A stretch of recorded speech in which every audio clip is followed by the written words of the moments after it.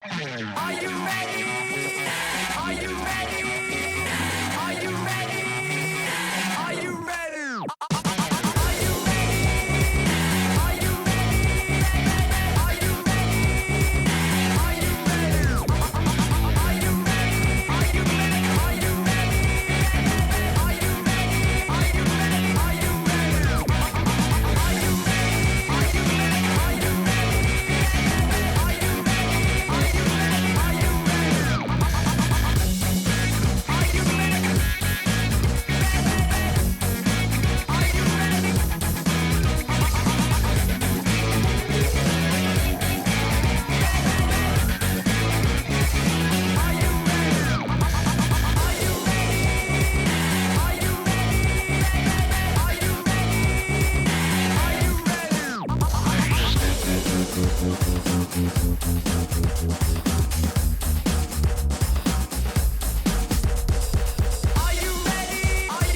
Are you ready?